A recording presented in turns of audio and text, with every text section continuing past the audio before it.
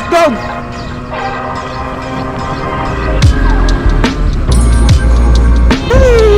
Ano? Mukhang papasok din si Kuya, oh.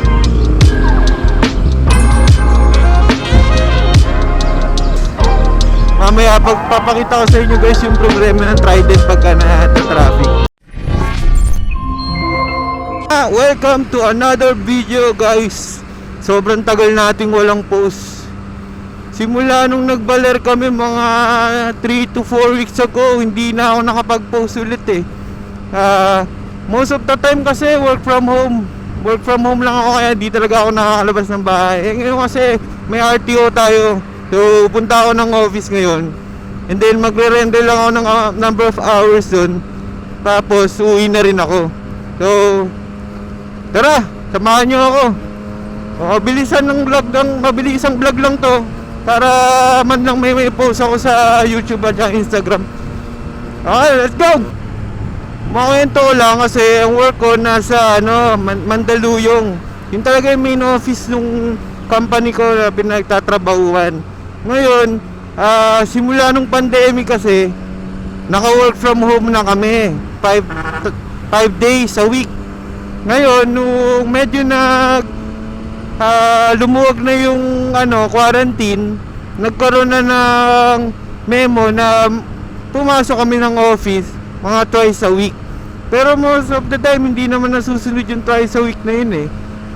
Kadalasan once a week, pero minsan pwede ka pa magdahilan na hindi ka papasok for that week. So ngayon, ito yung unang pasok ko simula nung mga 1 month ago. Na kailangan ko na kasing mag-render ng hours sa office. Kasi sobrang tagal ko nang hindi nagre-return to office.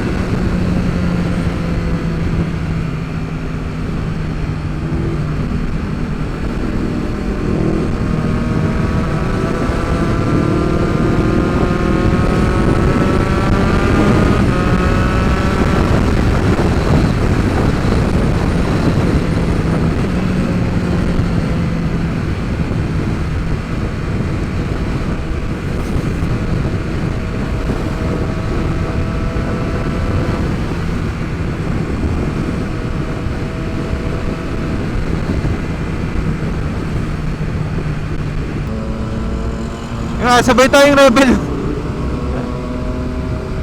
Kanina nakabuntot siya sa akin eh. Pinauna ko siya para may makunan ako.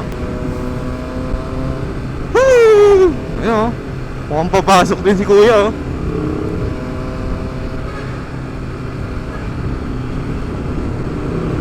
Sabayan natin. Tollgate na tayo, Magallanes. Mamaya pagpapakita ko sa inyo guys yung problema ng Trident pagka na-traffic. Ewan ko lang kung darating ako sa point na yun dito ngayon. Kasi depende sa panahon kung sobrang init. Depende rin kung gaano kalala yung traffic. Pero nare-reach ko yung maximum na bar dyan sa sa init niya.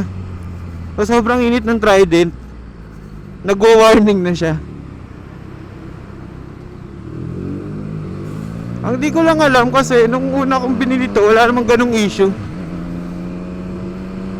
Tapos nung kalaunan, mga 1 year ganyan, nung netong summer, bigla akong napansin yun, napapanood, nababasa ko lang sa Facebook na may ganung issue nga yung nag-overheat daw. Totoo nga siya. Totoo siya guys. So mga bibili ng Trident, alam nyo na. Hindi ko lang alam kung mare-resolve na nila yun sa newer version na itong Trident. Pero as of now, 2022 Trident, may ganun pa ring issue. pagdating ko sa area na to, dinilipat ko ng display dito sa pang monitor nung init ng makina. Kasi nadala na ako, nakabahan na ako lagi pagka matatraffic na ako dito sa EDSA. Meron kasi one time na talagang nagwa-warning na siya. Hindi ko alam kung gagawin ko, kung papatayin ko ba yung motor o gigilid muna ako. Yun. Pero awa ng Diyos, basta makaluwag na yung kalsada tapos nakahinga na yung motor, bumababa naman siya. So try natin monitor ngayon guys kung kung may encounter ko siya. Yun nga, sabi ko kanina, depende kasi yun sa lagay ng trapiko, kung masyado matraffic at saka yung sa panahon. Yung panahon kung sobrang init, ayun, factor din. Sobrang bilis talaga mag-init ng makina ng motor. Ayun. Balik ko kayo pagka tumataas na yung temperature. Balik-balikan ko kayo. Ayun. Ito na. Yun yung traffic. So currently 3 bars pa naman siya. Goods pa to. Pero mukhang hindi natin hindi siya iinit kasi maluwag yung traffic.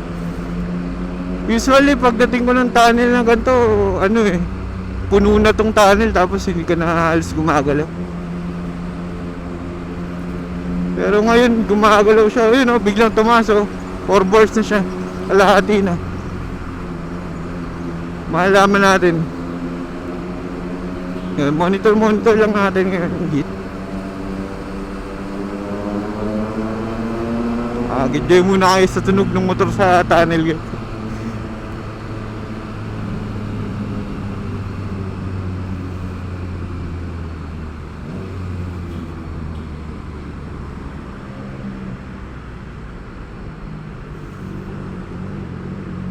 Bait si kuya kasi may angkas eh.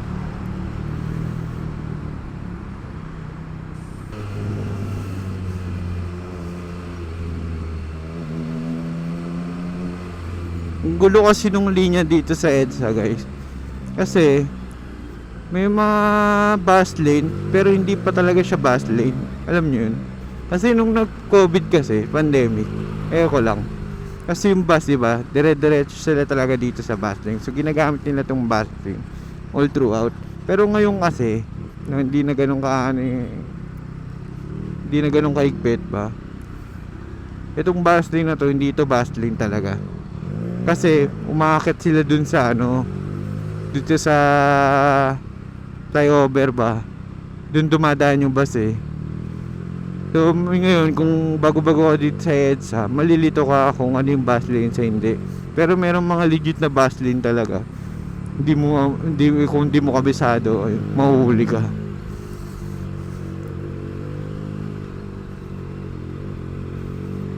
Sana yun lang din yung EDSA na to. Pero kung newbie ka tapos ngayon ka lang nakapunta ng EDSA, advise ko na lang na mag-stick ka na lang dito sa lane mo. Ayan Eto ka lang dyan. Sunod-sunod ka nga lang. Yun nga lang, medyo mabagal lang talaga ang dali ng traffic kapag Tapos isa pang andito, itong gilid na to, bike lane to. Pero most of the time mga motor din ang gumagamit. Hindi ko alam kung mahirap din kasi implement talaga eh. Diba? Kaya yun na kung yung mga makikita mo yung bike lane, hindi naman dinadaanan ng bike, diba? I mean, walang currently na gumagamit or walang bike. Siyempre, matitem ka na gamitin yun eh. Luwag-luwag dito guys, so tingnan mo. Dire-diretso yung andaran mo, tapos ang dami mo na lagpasang sasakyan. Ayun lang, share ko lang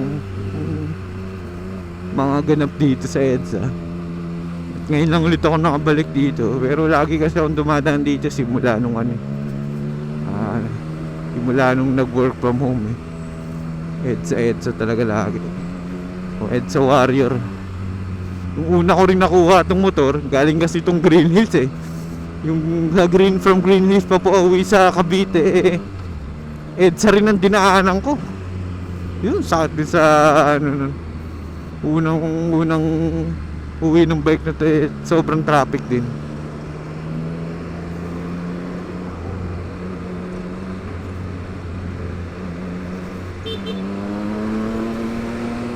Ayun, hindi natin makikita yung overheat, guys. Maluwag yung traffic. Hindi ganito kaluwag yung traffic pagka overheat ako. Tuloy-tuloy yung andar eh. Ayun, di mo max na yan. So meron pa yan 2 bars para ma-reach yung high na temp. Pero ngayon lagpas lang siya ng kalahati ng 1 bar eh. So hindi natin makikita, fortunately. Bale, baka mga next na video natin ma-encounter natin yun. Papakita ko talaga sa inyo yun. Hindi ako nagbibiro guys ha. Baka sinasabi nyo hindi naman totoo ganyan. So mas maganda may proof. Baka ito honest opinion lang as 1 year and a half Trident user. Walang bias guys. Alam natin Triumph to, pero lahat ng motor may sakit. Ito yung isa sa mga sakit ng Trident.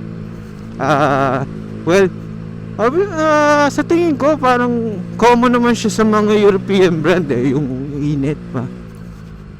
Ayun. So dati hindi ako naniniwala, pero nung nagkaroon ako ng Trident, ayun, napatunayan yung haka-haka. Yung sinasabi lang dati na experience ko na. Yun, lapit na ako sa Mandaluyong. Balikan ko pag nasa parkingan. Papakita ko sa inyo yung parkingan na lagi kong pinaparka ng motor. Sobrang luwag doon. Tapos fixed price ang motor, kaya nakakatipid ako kasi na mag 4 wheels ako pupuntang office. Which is dito kasi karaniwan yung yung mga parking ng sasakyan na first 3 hours 30 pesos ganun, and then the succeeding hours mga bigla kang sisingilin ng 30. So kung isipin mo na lang kung 8 hours ka sa office, di ba, na mga 200 plus ka parking lang, gagastos ka pa ng gasolina, mga 500 sa gasolina sa papunta pabalik ng Cavite, di ba? So sa isang araw 1,000 plus ka na, kakain ka pa. So medyo mahal talaga pag naka 4 wheels, unlike pag naka motor tayo. At least yung sa parking bawas na, gas na lang, medyo mas less gas consumption din naman to kaysa sa 4 wheels. Makatipid ka pa rin kahit pa paano. Yung toll nga lang, di mo talaga may iwasan. Kasi same price lang naman yung toll ng big bike sa sa 4 wheels eh. Ayun yun, update guys.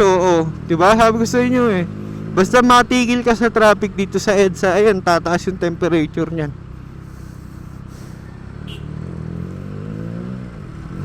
Ayan isa na lang yan, isang bar na lang yan, high na yan. Tapos mag-warning na yan. Pero buti na lang, malapit na ako, kaya ligtas na to.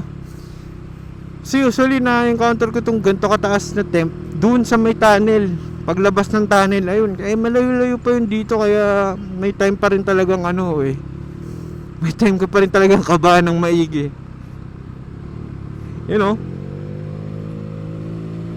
Taas ng temp.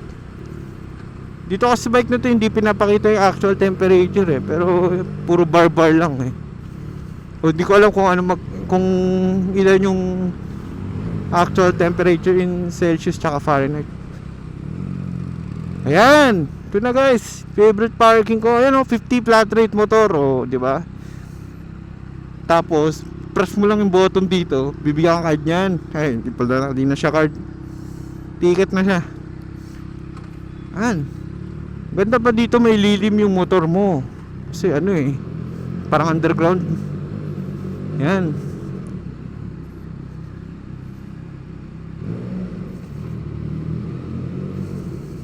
Yun. Dito tayo nagpa-parking madalas. Walang ganong nakapark.